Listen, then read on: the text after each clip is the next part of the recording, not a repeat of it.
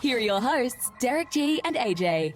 UFC 288, Newark, New Jersey, Triple C is back. Can Aljamain Sterling defend his bantamweight championship against Triple Cringe? Can Triple C become C4? We got a lot of questions at hand, folks, and I got the perfect guy to break it down with me. Let me bring him in. I'm talking about my co-host, the New Mexico native, the Santa Fe bomber himself, AJ. Brother, a fan favorite is back. Triple Cringe is back in action, 3 years out of the game, and he says, I'm here and I'm coming to take it over, brother. What are you thinking?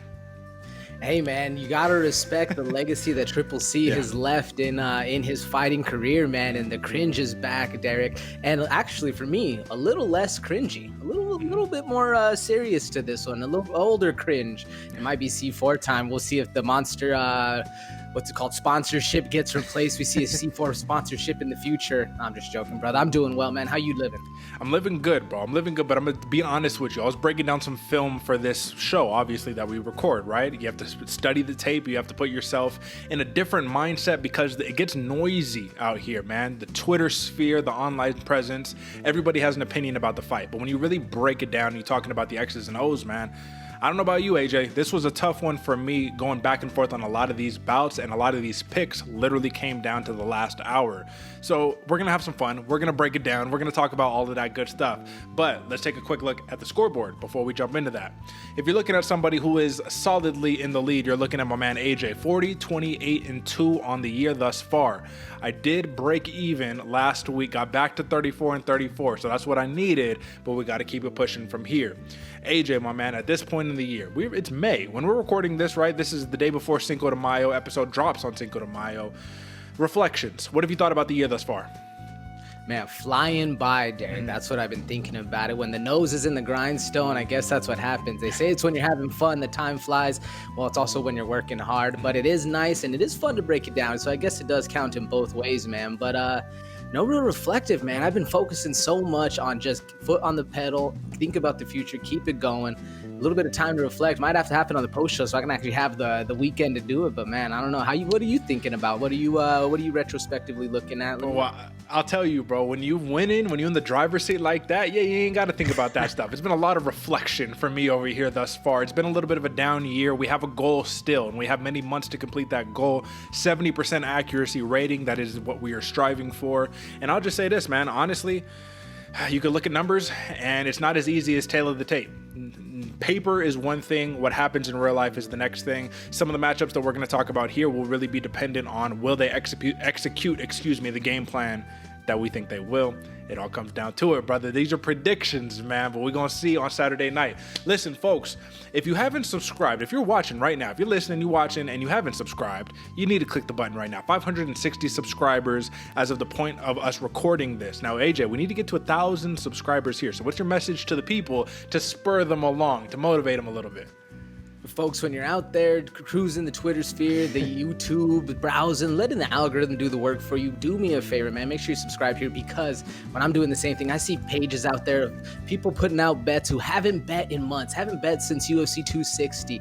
They're getting thousands of views, folks. They're leading you astray. They're losing your money, and they're not bringing the precise, actual breakdown, terminology, all the stuff that we're doing over here, man. Go subscribe. It gets me a little flustered because I see that, and we're criminally underfollowed, underappreciated. Maybe not underappreciated. I should take that back, because y'all do appreciate us. We love you, but still gets me fired up, Derick. I don't really know, man. You gotta kick it into gear somehow. Right. And I hope that's it's basically y'all doing it for us. We couldn't thank you enough. But make sure you hit that subscribe button. Yeah, and if you are subscribed, like you said, we love you, we appreciate you. Show wouldn't run without you. And with that being said, enough of the nonsense. Let's talk about the TLDR. Let's talk about the quick peek at the picks that we got here for UFC 288. Now, before anything else, you know what we do here, AJ. We talk about the Bloody Water Podcast consensus picks, and we have 3 of them to talk about. So we're taking a leg on a bounce back performance by none other than Jessica Andrade, a fan favorite right here. Yeah, tough outing in the last one against a really, really big flyweight, somebody who is now one of those top title perspectives right there, Erin Blanchfield. And then we get a step, I don't want to say backwards, but we go against Yan Xiaonan, smaller, more technical. Why are we taking the bounce back leg on Jessica Andrade here? Man, going down that size, you said it yourself, Derek. A smaller, more technical, more precise fighter in Jourdain, but still, I think the size really matters, especially when Andrade has that power. All right, fair enough. Now we have a interesting one right here because the original matchup got scrapped, but Movsar Evloev is still back in action and he's taking on a Dana White Contender Series alumni in Diego Lopes. Dangerous man, he's a finisher, but this is a short notice bout, and Movsar Evloev at this point has ballooned to like a minus 900 favorite. Listen, man, this dude has everything to lose in this bout. I still think he gets the job done though. What do you think? I still think he gets the job done. The pressure might be turned from a mountain to a molehill, but I tell you, Lopes has a hell of a hill ahead against him in this fight. That's right, man. And then we're talking about the return of a fan favorite, at least in my opinion, Kron Gracie, man. A legit Gracie right here. Jiu-Jitsu is being put on display here at UFC 288, but he fights another very, very entertaining fighter in Charles Jourdain. I'm going to leave it like this one, man. You have a dude who's been active versus a dude who's been out for the last, 3-4 years since 2019. If Kron Gracie can't get the takedown, Cub Swanson put it on display, man. It's going to be a long night. That's all I got to say on that one. What do you got?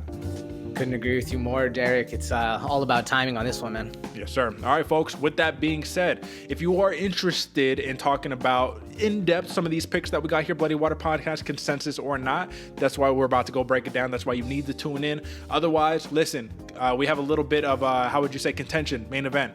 I'm going to go with Sterling. You're going to go with triple cringe, right? We'll talk about it in a second. And then listen, AJ, I've doubted him too many times. Remember the name Belal Muhammad. I'm going to leave it at that. Durinho, though, he's a bad man, yeah? The bad man, bro. I'm going Derick Fro one more time, folks. The curls are coming out. We're going to hit humidifier just so we're rocking the Fro with Gilbert Burns the night of the fight. It's going to be this was a hard one to choose, Derek. Yeah, I won't lie to you. Absolutely. They're all hard to choose. But now we're going to talk about a title fight. So let's get into it. Subscribe if you haven't. Let's get it, baby. Here's to another main card breakdown, courtesy of your hosts, Derick G and AJ. AJ, a lot of people are very, very on opposite sides of the spectrum on this fight, man. It's either triple cringe did you know that he was an Olympic gold medalist in wrestling? I don't know if you caught the memo, right? But did you know that this man is going to come in here and he's going to destroy Aljamain Sterling? Or, oh man, this dude, Henry Cejudo, he's retired, man. What are we talking about? Aljo, he's been doing it, Backpack City. It's literally complete left or complete right. I think we need to take a dip into the middle right here and assess this bout, man. So reaction off the bat, 3-year layoff for Henry Cejudo after, literally doing it the way that you should do it, retiring grace. You won, man. You beat the guy. You won. You dipped out. You double belts, all that. And then you come back. What are your thoughts? Always an interesting call, man, when a guy takes 2 years off and you always have those thoughts. Is this money? Is this fame? What's he looking for? Is he just out there looking for a little extra payday, clout, whatever it is? But Cejudo was very successful out of the octagon, Derek. And then he started training people. So I think this is a hunger he had in him. So I wasn't too concerned about the time layoff. And when everybody's talking about 3 years, but he said himself, man, he was planning this for a year. So really 2 years off doesn't seem like too big of a layoff for me. Especially 31 to 33. Yeah, those are about your golden years, especially at the young or the smaller weight class. Like it's didn't worry me too much. Do you put a lot of emphasis on it? Or do you come in the aspect of this gave him a little bit of time to take that reset, be that coach, have that coach mentality? Because that's where I am, man. That's what I think it plays into a lot right here. Well, it's a fair assessment because you got to think about Coach Khabib, right? You're like, well, if Khabib came back, is he still just ragdolling everybody and anybody, right? Who knows? Weight's an issue. All of that stuff is an issue. My thing is there's a difference between being molded in the fire, right? Literally sculpted through that versus I'm secondhand getting that because I'm coaching people. I'm learning it from a different perspective. It's still very valuable, the coaching perspective Cejudo has taken, but it's not the same thing as actually doing it, right? So my question to you right here is, do you think that the championship camps that Aljamain Sterling has been putting himself through time and time again, I don't want to say it's like something crazy, but I'm just saying last 3 years, the man has been active. He's been getting it. Do you think there's something at hand there that gives you a little bit of an advantage in terms of a real combat situation? Oh, yeah, man. The iron being forged against the anvil, Derek, always speaks levels. Because if you're not in the gym putting in the work, you're not going to show up on fight night ready for the actual scrap. But the thing is, man, Henry Cejudo's been putting in that work since he's 11 years old. So I think that the medal is there regardless. I would agree with you, though. It seems like Aljo is at least been more focused on instead of spreading his mentality elsewhere, if that makes sense, which there is something to be said about that. Whether you're the hammer or the nail depends on which one is the outlook. But I don't know, man. This is what makes this fight so difficult to me, because I can see both sides of the argument on this one, where it always blows my mind. Like you said, both people are both sides of this fight card are very polar opposite. Yeah, very divisive on this one. And I'm not going to lie to you. I was up all night watching film, just getting a little extra, like, is there something I could pick up here? And I watched Henry Cejudo, and I'm just like, this man is so good, man. He is so good, and it's good in an unexpected way. The narrative is, oh, he's this wrestler. He's going to wrestle you, and he's going to do this, but he doesn't have to. He can keep it on the feet the entire time. The whole entire game plan for Henry Cejudo, in my opinion, is avoid any grappling exchange from Aljamain Sterling and pick him apart from the outside. Now, the only problem I see there, and I want your opinion on this, Aljamain Sterling isn't a flyweight, right? And even though Dominic Cruz he's Dominic Cruz, bro, and Henry Cejudo was able to pick him apart with leg kicks, Aljamain is he's funky. He's the funk master, man. He's weird. He's long. He'll do spinning shit to close the distance and all of that. And the difference between Dominic Cruz and Aljamain Sterling is you get into a grappling situation with Dominic Cruz, you're not really too worried with the wrestling. Wrestling versus wrestling. This one, you get your back taken, and now you spend that whole round there unless you can immediately get out of it. That's the tit and the tat. So you tell me, man, what are your thoughts on that? I couldn't agree with you more. I'm glad you asked this one, Derek, because I was curious if this fight's actually going to hit the ground or not. Because I agree with you. Cejudo wants to keep this fight on the feet, avoid all wrestling, all grappling at all from the Funk Master, because he is exactly that funky. In the interviews, Henry Cejudo said himself, Aljo is precise on his transitions and quick. That's the big scare right there. When Aljo has the chance to see the backpack or see the submission, see any kind of thing he's good at, he'll snatch it up, especially rear naked choke, front look, whatever it is. Now, Cejudo knows that going into this one.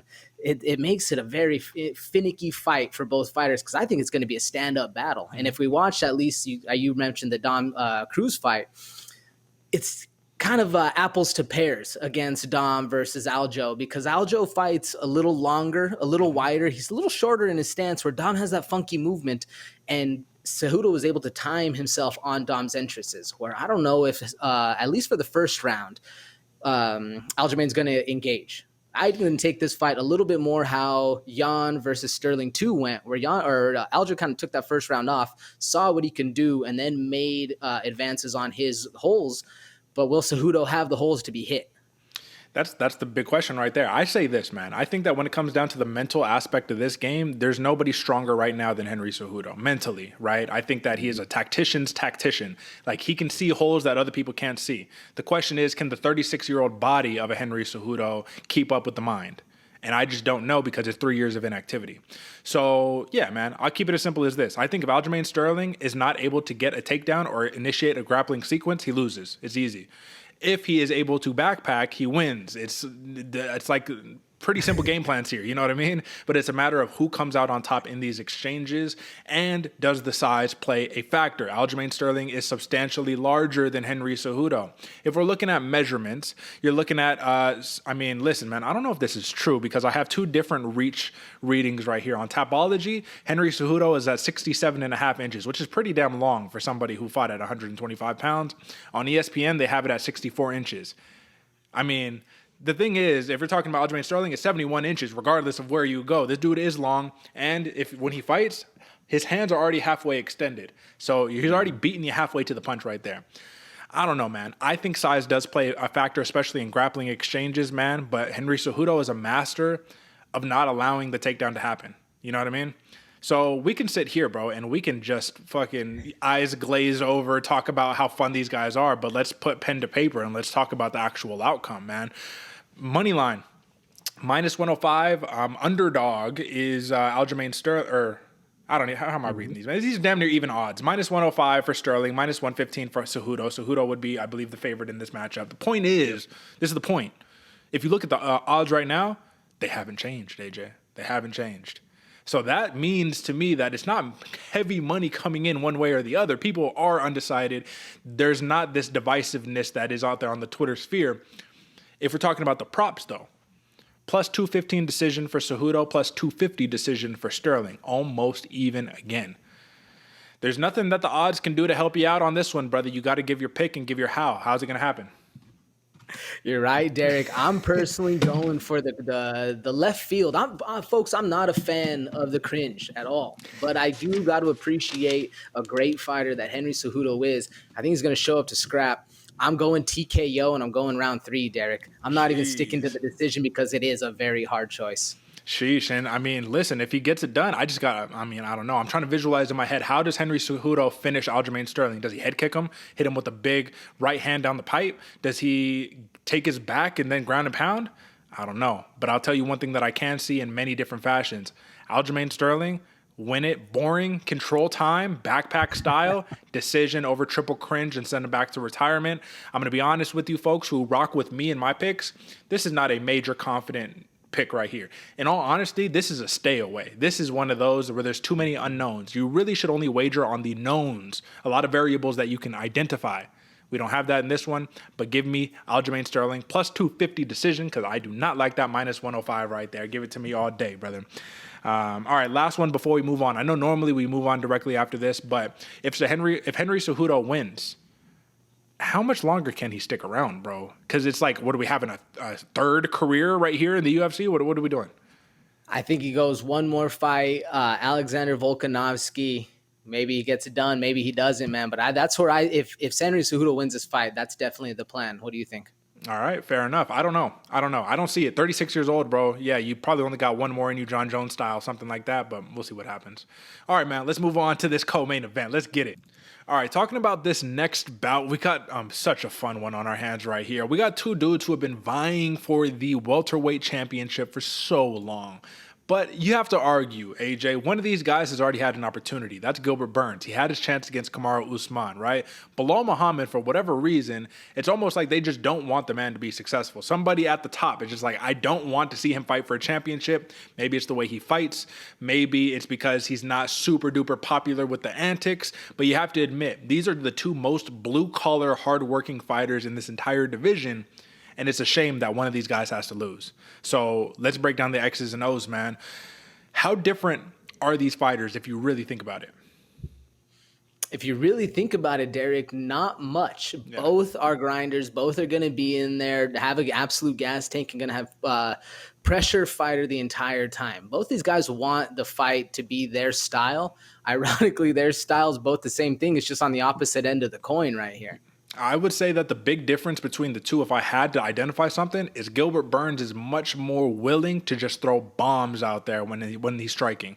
Belal, in my opinion, is a touchy, get off me, I'm going to break you down over the course of 3 rounds. My pace is not going to stop. It might not be the fastest, but it's not going to slow down. If you're Gilbert Burns, at a certain point during the fight, given the shots that he takes for the takedown attempts, for the big haymakers that he throws on in the stand-up, he slows down a touch, just a touch. It's not something substantial. Do you think Belal Muhammad can capitalize on that? Or does Gilbert Burns just straight up, get the takedown, hold him there, and we don't even get to see that? I think that's why Belal Muhammad demanded this be a five-round fight, Derek. Yeah. Rounds 4 and 5, that's when the big gas tank comes into play of Jourdain, man. And you're right. If you have to say an actual legitimate kind of sort of like what's opposite, power on one side, technique, precision, skill on the other, but it's not that far off, man. Bully B also has the power to shut your lights off. Gilbert Burns also has the instinct to know how the fight game goes. This one's very close, man. I'm glad you pointed out. This is to me, this is the fight of the most underappreciated fighters on the roster that are doing it consistently, but get no love. And they all got wins over big guys, man. If you're looking at, Belal Muhammad, for whatever reason, I feel like nobody's talking about it. He just dispatched one of the best prospects in the division, took their O and everything. Sean Brady. He dispatched, he finished him. But nobody cares and nobody's giving him any credit. Gilbert Burns, however, you get a win over Jorge Masvidal and everyone is like, oh, look at Gilbert doing it. And I love me some game bread. I love me some Jourdain Burns. But I just think that if you look at hit list resume for the last 5 wins, for Belal Muhammad, it's Sean Brady, Vicente Luque, Wonderboy Thompson, Damian Maia, and I guess Diego Lima because the Leon Edwards no contest, right? Gilbert Burns, we got Jorge Masvidal, Neil Magny, Wonderboy Thompson, Tyron Woodley, Damian Maia. So they're similar. They're definitely similar, right? But it's just a little bit different. Both of these fighters have gone 5 rounds once in the last 10 fights. It doesn't really matter at the end of the day because this is 3 rounds. So I think we need to hit on that a little bit more, man. Gilbert Burns, with the appropriate strategy, I think is the favorite in this fight because it's 3 rounds. I do think if this was 5 rounds, it would be a little bit different. But the real big X factor, in my opinion, is another one. Does this even hit the mats? Or do these two dudes just push each other up against the cage and go back and forth trying to punch each other? What do you think? This one, I'm a little more confident in saying this one's staying on the feet, Derick. At least with the last one, Cejudo, his anti-wrestling, because he's such a good wrestler, played into effect. But this is just a hammer against a hammer right here, Derick. And I think both of these guys are in store for an absolute firefight. But in the last fight for Belal, he never really shot takedowns against Sean Brady. But because Sean Brady was trying to shoot takedowns against him, he was able to be effective with his takedown defense. Does Gilbert Burns shoot in this fight? It's a good question. I want to say when he's hurt, when he's tired, rounds 3, later in the fight, 2.5, 3 deep in there. I don't see this as a Dorino, I'm coming, I'm going to be patient and chill and then try to work some takedowns. He himself has said he likes fighting at the heavier class so that he can stay more active and win more money. He just got 3 big checks within the last 3.5 months. And he's just said, I bought a house, I did all this, X, Y, Z. He's looking for some cash, Derick. Now, to me, that does raise a little bit of a red flag right there. Mm-hmm. The 3 fights in 3.5 months, him looking a little bit ahead, trying to fill that pocketbook, does that bode well to you? Or is this something that you didn't look over? I look past it, man. I think Gilbert Burns is a hungry guy. I think both of these guys are super duper hungry. And Gilbert, he was even in the position where he was all like, if I don't get a title shot, I won't fight. It's simple as that. He got this fight, and it's still not guaranteed there's a title shot. Reports just came out that they got promised that they would be next for the title, but then Dana was like, nah, it's still Colby. So, I mean, who knows? But this is the real question that I have here, man. How impactful is it going to be that Gilbert Burns just fought? I mean, if you look at the date on that fight, it was April 8th, man. That was less than a month ago. Belal Muhammad, on the other hand, his last fight was back in October. This is kind of short notice for both guys, but Gilbert Burns at least is coming off of a camp, so that helps. Is that going to be impactful for 3 rounds? Ooh, I don't think so, man. If this was a 5-round fight, I'd weigh that a lot more. But 3 rounds, these dudes have been doing 3 rounds for a long time. Bully B, about in the same time that Jorge was fighting Gilbert. He said, he was like, oh, I'll step in if anybody needs to. So he said he was in shape too, man. So I don't think either of these guys are slacking off. Both of them very hungry. All right, well, when we're breaking it down, man, I like Gilbert Burns in this spot, but I'm not going to pick him to win. And this is the reason why. I think we all collectively have discounted Belal Muhammad time after time after time. The man is on a 9-fight win streak or whatever, right? He's on a crazy win streak right now since getting knocked out by Vicente Luque back in 2016, bro. Think about that. You haven't lost a fight since 2016. Gilbert Burns, on the other hand, he's fought the Kamaru Usmans, the Hamzat Chimaevs, right, and all that good stuff. He's tasted those L's, so I think that there's another hunger that comes with that. But Belal, I think, is in a different category in terms of his hunger. I have to roll with remember the name Belal Muhammad. I do think, though, if Gilbert Burns can land a couple of those big shots and hurt him, he wins just on damage alone. But give me Belal Muhammad decision because it's almost Caitlin Chikagian-esque. Remember the name Belal Muhammad. How do you see it, bro? Dick, this is a very hard one to choose, man. This is probably the hardest one of the entire fight card for me because these guys are so similar and both very a couple of my favorite fighters, man. And as much as I think Belal Muhammad also comes in with a chip on his shoulder, I feel like a Dorino just thinks it's his time. So me personally, man, I agree with you. Dorino has the power. I'm looking for him to put some damage on, but I'm still going with that plus 250 decision. Okay. Decision for Derick Burns. That'd be 2 in a row right there since getting that submission win over Magny. You got to give it to him, though. He did say in the presser, he was all like, I'm trying to knock him out or submit him. You know what the game is. So something to keep your eyes on. But, folks, I think now we're talking about a real interesting bout. Now, all these bouts are interesting right here, man. But this is real implications right here, man. Jessica Andrade is one of the rare fighters who could be like, yeah, I know I was damn near in title contention at the flyweight division, but I'm just going to step back into strawweight. And if I get a big win right here, they're probably going to give me a title shot here in the next, couple of fights. Yan Xiaonan, another one who is, I don't want to say criminally underrated, but I think she is massively underrated for what she's capable of and her progression over the last couple of fights. Yes, did she lose to Marina Rodriguez? She did. I thought that was arguable. I just watched it back too, and I could see the argument, but if you watch the next fight against Mackenzie Dern, you saw a complete different stylistic approach, right? Just a little more pressure intensive.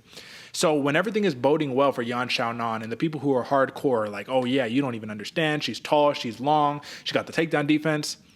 An anomaly comes in that's named Jessica Andrade, who can just destroy that entire game plan because she can come in, hit you with one good one, and everything can go awry from there. Here's my question to you. Jessica Andrade has struggled with fighters that kind of have a similar style to Yan Xiaonan. I want to say one of them, of course, has been Rose Namajunas, right?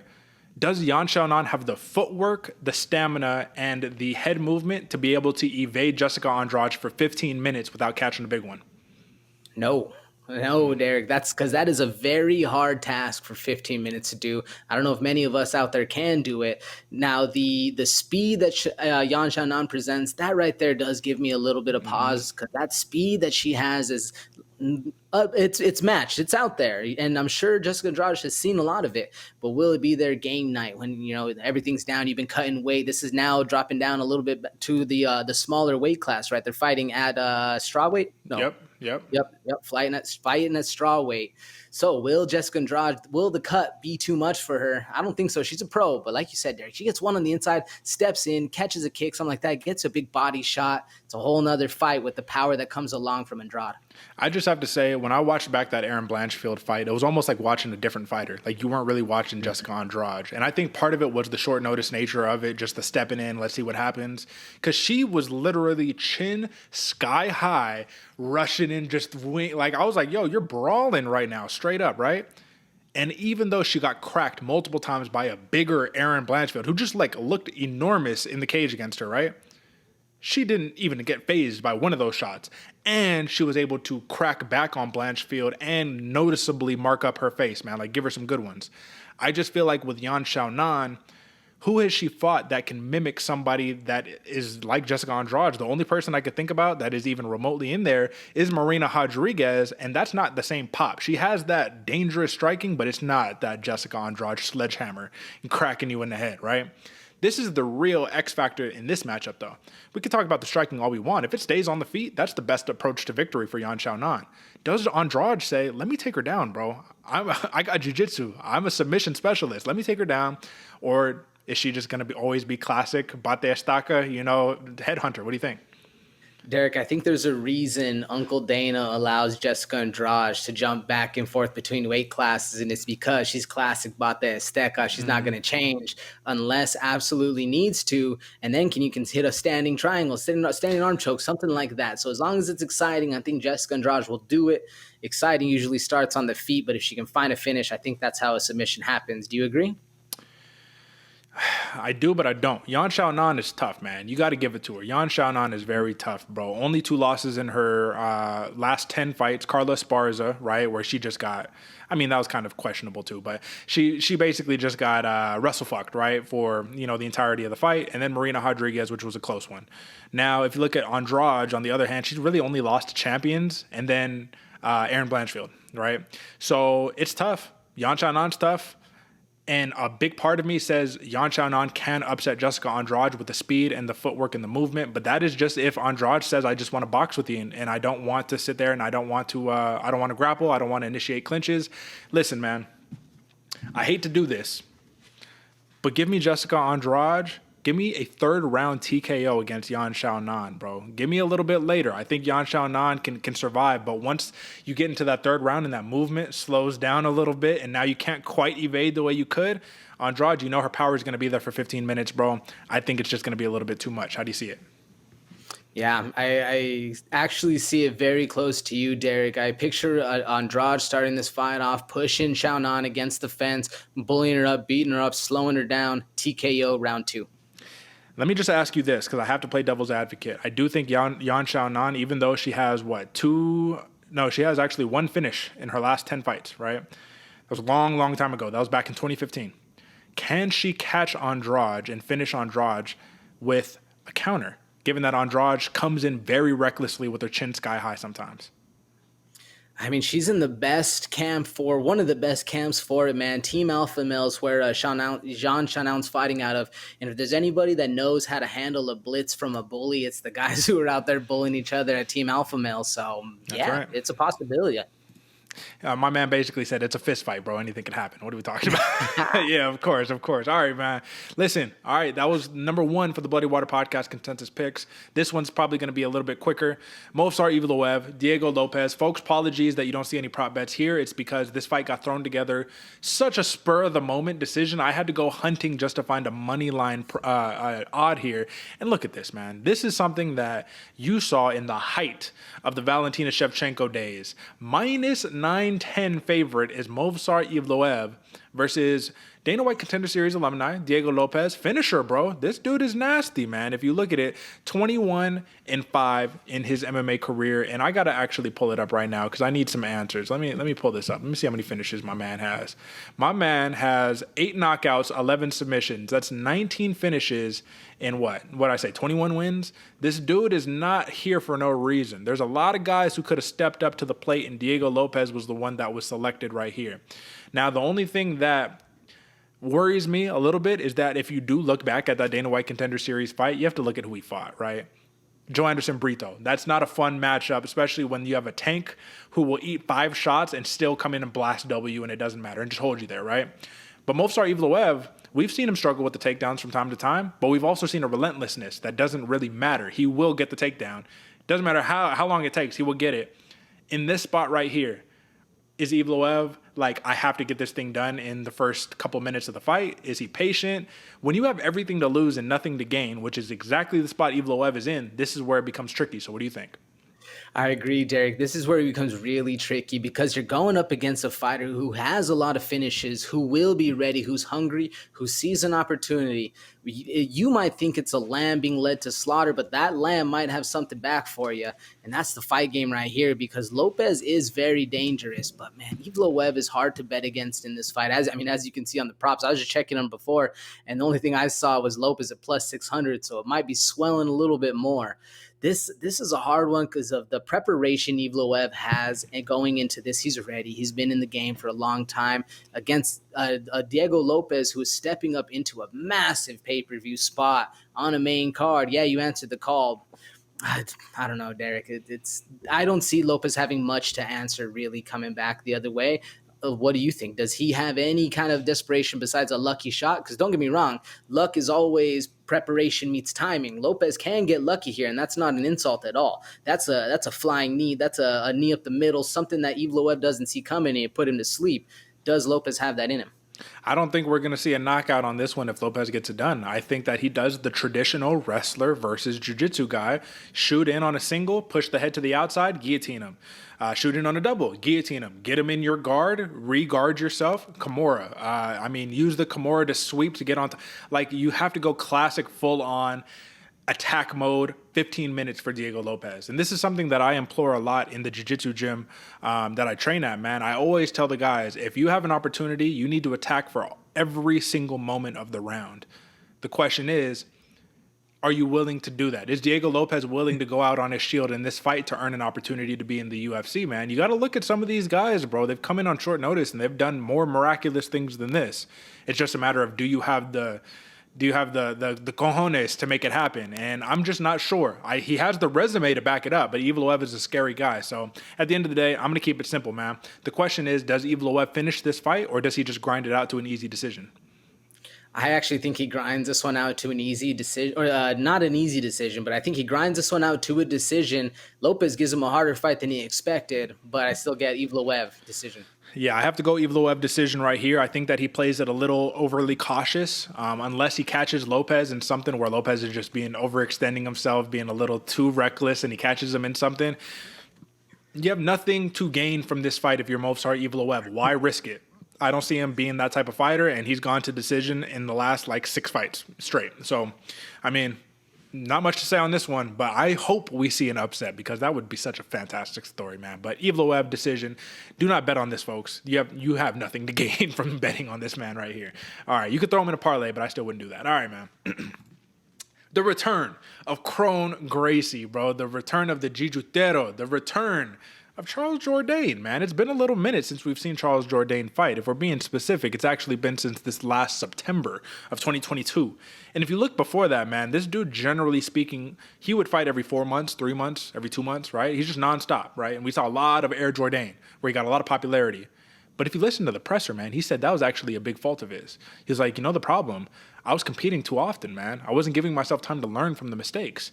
I would be up in a fight, and then I would go for a flying knee and get taken down and lose the fight. You know what I mean? And I was like, wow, that's very introspective. And when you're fighting a dude against Kron Gracie, where one mistake and you can be done, he's going to have to stick to the game plan. How confident are you that Charles Jourdain, in only 4 + 5, almost 10 months, has established some real patience in his game? How confident are you in that? About a 6, Derek. I'm confident because he's at least put his mind to it, notices it, acknowledges it. But when we've said it, man, when the punches are flying, you go back to what you're so used to, and what he's used to is that crazy shit, throwing those flying knees, having the spinning attacks, high kicks. And Kron Gracie, like you said, all he needs to do is catch one kick, put you on your back, then he's got your knee. It's a bad day when you're right there with the Gracie boys. And it's tough, man, because I'm not going to lie to you. I was watching film, and I was like, man, how do you not pick Kron Gracie to win this fight? How do you not? Charles Jourdain, arguably, I'm actually going to break out the actual numbers, so I'm not just talking out of my ass right here, but just from recollection, watching Charles Jourdain fight, he gets taken down, like, kind of a lot. You know what I mean? Like, he's not really the greatest at stuff and takedowns. Against Nathaniel Wood, taken down 5 times. Actually, let's show the people, AJ, so we can get a visual right here. Nathaniel Wood got taken down 5 times, 2 times against Shane Burgos, once against Venata, once against Ewell. I mean, he gets taken down damn near every fight, right? Josh Coolabout didn't have to take him down to get the victory. Andre Feely 5 times, Desmond Green 4. I mean, bro, it's a lot. This dude gets taken down a lot. So my whole thing here is that if you're betting on a guy, I'm talking about specifically handicapping right here. There's 3 things you need to take into account when you're handicapping a fight. It's strength of schedule, it's path to victory, and it's actually technical analysis. That's it. I have it written down because that's literally my principles right there. It's like, how technical, proficient are they? Jourdain has that checked down. Strength of schedule, better than Kron Gracie's, right? Definitely fair. Nathaniel Wood, Burgos, Venata, Ewell, Arosa, we named him, right? And then path to victory. Path to victory, though, for Charles Jourdain is keep it standing for 15 minutes. And that's going to be a lot harder because the difference between him and Cub Swanson, who showed, he's not able to take me down. Cub Swanson's also a black belt. No big deal. But if it hits the ground, at least I got a fighting chance. Is it over if it hits the mat?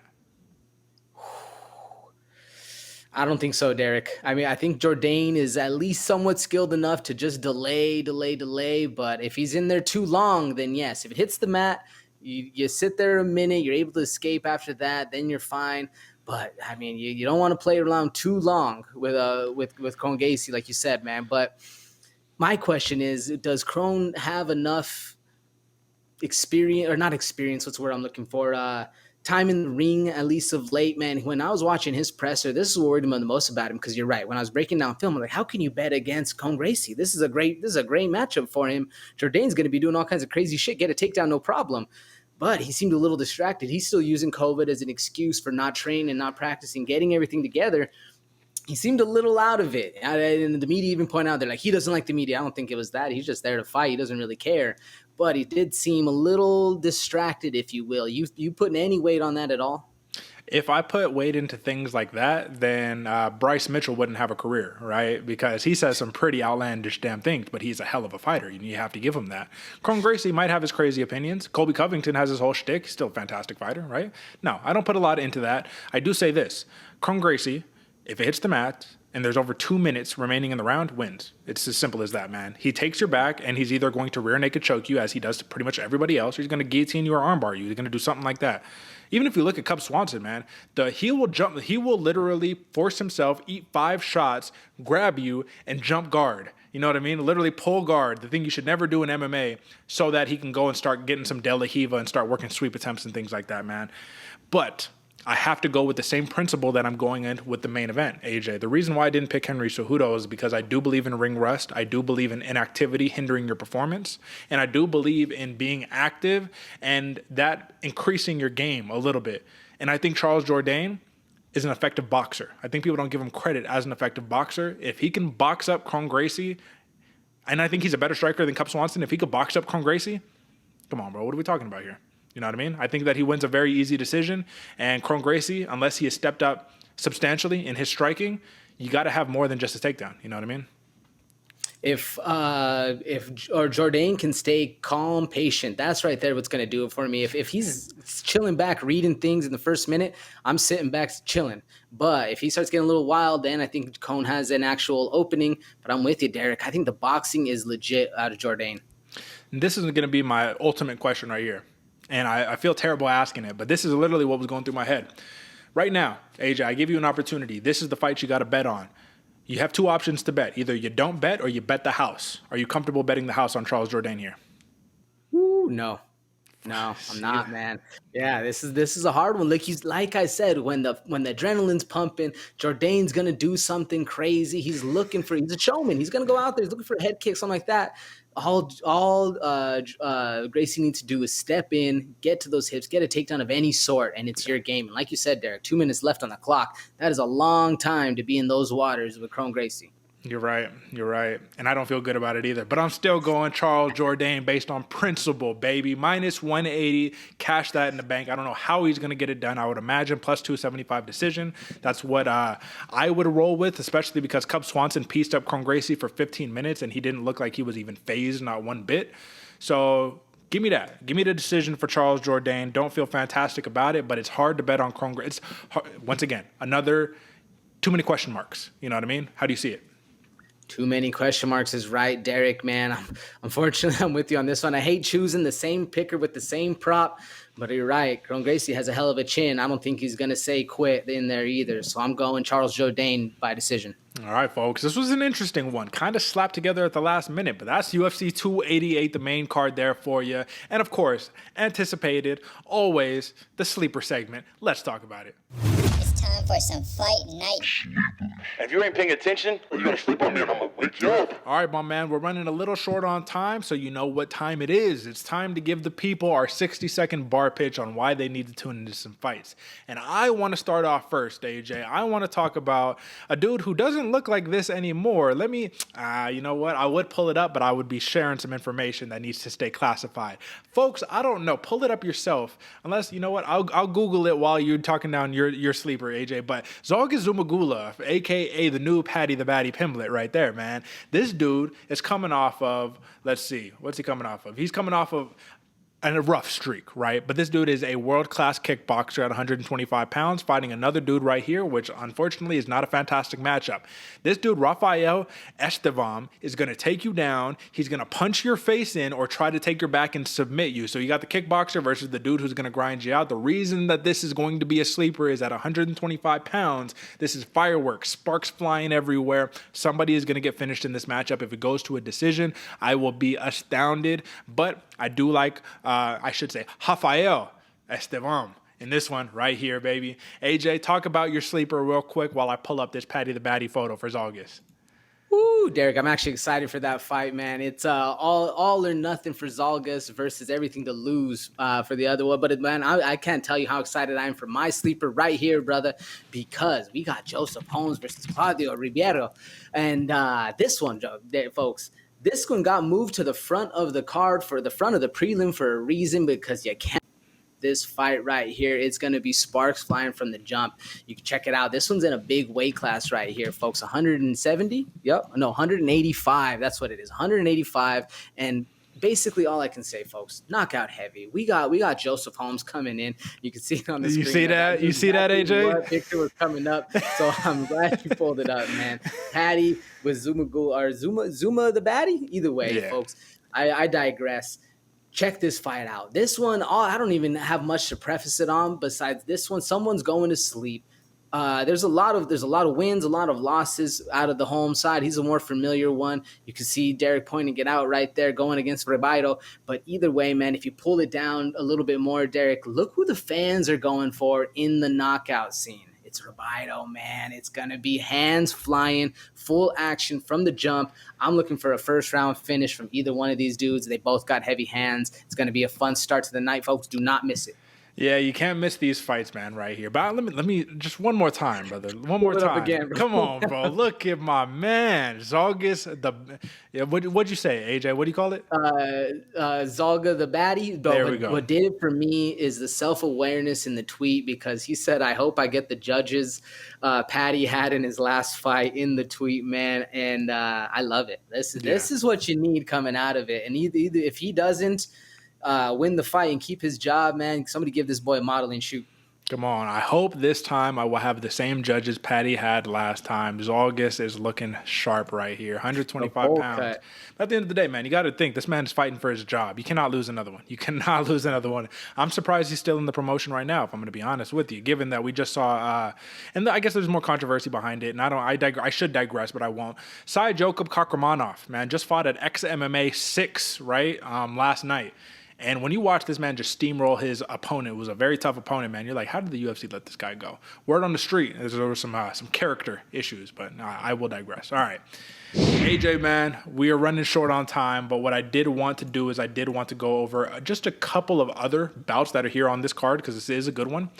And one that I wanted to point out is this one right here, the featured prelim. Drew Dober, Matt Steamroller Frivola, big fan favorite here on this show. But this also seems like an opportunity for Frivola that not a lot of fighters get, man. Drew Dober, doing rankings, number 14. I mean, what do you have to lose if you're Matt Frivola? You really have nothing to lose right here. Barn burner, yeah? You got nothing to lose besides some memories of the past, Derek. That's it, because Drew Dober's got heavy hands. But also, so does Frivola, man. This is exciting. What made me happy that this fight got booked is Drew Dober said it himself. He's like, I just like the way Frivola fights. He brings a scrap. That's what I like to do, too. Don't expect a decision here, folks. That's right. I want to talk about this one right here. Marina Rodriguez versus Vina Jandiroba. How we get buried so far on the prelims and you're like legitimate like contenders in your division is a little surprising to me. But I also don't like the matchup, man. Rodriguez, listen, if she could keep it on the feet, dangerous stuff against Jandiroba, who has underrated striking. But if Jandiroba gets a hold of Marina Rodriguez, we've seen her struggle before. Why are they so mean to Marina Rodriguez, man? Do they not want to see her succeed in this division? What do you think? She definitely pissed in somebody's Cheerios, Derek, because this is another one that blows my mind when it gets buried deep on the prelims. I don't know. I don't know what it is. I mean, she had a great knockout against Amanda Lemos that earned my respect, because before that, I don't really know, man. This is I don't know what she did, but I agree with you. Keeps on the feet, looks great. Hits around. She's up with Jandiroba. She got finished by Amanda Lemos. I hope that's what you meant right there. So Amanda Ribas. That's when I got the respect I developed a respect for her. But other than that, man, I don't know what in her career she did wrong to the UFC, because I agree with you. They're disrespecting her. You're right about that, man. I don't know. All right, man. Let's see what else we got up on here. We got, let's see. Parker Porter versus Braxton Smith. A lot of people probably don't know who Braxton Smith is, but this dude is fun, man. 265 pounds, full of fun right here. And if you look at one of his first fights, you'd be surprised to see this name pop up. Chase Sherman, the Vanilla Gorilla. Lost his first one back in 2014, went about 7 years without a fight, and now he's just steamrolling everybody in the first round, bro. So this is going to be fun because Parker Porter, man, we like Parker Porter on this show. We always say, yeah, he's big, I might got a belly, but this dude could fight. So the reality is somebody's probably going to go to bed here, and you're going to hope it's not Parker Porter, but at 265, anything can happen, right? 265, anything can happen, Derek. To me, when I saw Braxton Smith's his 7-year gap, his first loss, and then dubs after that, all I thought is this dude stepped up last second, said, fuck it, I'm down to fight. Went in there, got beat up, and said, ooh, I kind of like this. Let me train a little bit, learn some things. Now he's on a knockout streak. This dude's for real, bro. That's right. But if it hits that second round, you better start worrying right there, man. All right, last couple ones right here. Devin Clark versus Kennedy and Chekwu. I don't think we need to say anything about it, but just violence. Just scrolling through the violence files on that one. And then I saved the best for last, man. Chaos Williams versus Rolando Bedoya. Now, this is going to be an interesting matchup, man. Chaos Williams is somehow, some way still he's under the radar. Even though he be wearing the shades, he got the attitude. You know, I feel like he has all the makings to be a star, but he's not getting the fights to line him up to be a star. A couple more knockouts might change that, man. But what do you think about this matchup? I agree with you, Derek, man. This is an interesting one because it goes along with the whole theme of the card of being people being under respected. Rolando Bedoya, man, very, very dangerous, but with zero name coming in, not getting a lot of respect. You can see the plus or the minus 300 favorite for Chaos Williams. I like Chaos, but like I said, this is a fight, man. Anything can happen. Yes, sir. And then if you look at this, man, Bedoya gets no respect. You're looking at literally everyone thinks he's just going to get starched. Bedoya is good, man. His nickname is the Machine for a reason. With that being said, folks, UFC 288, this is going to be a fun one. This is going to have a lot of implications because come Monday on the post show, everything can change. Everything can change here. But at the same time, nothing can change. You know what I mean? And AJ, let's just real quick, let's preview the future. If Aljamain Sterling wins against Henry Cejudo, even if it's not decisive, even if it's just a close decision and he just squeaked it out, right? A lot of people are saying Aljo has now cemented himself as one of those guys who could be in contention for one of the greatest bantamweights of all time.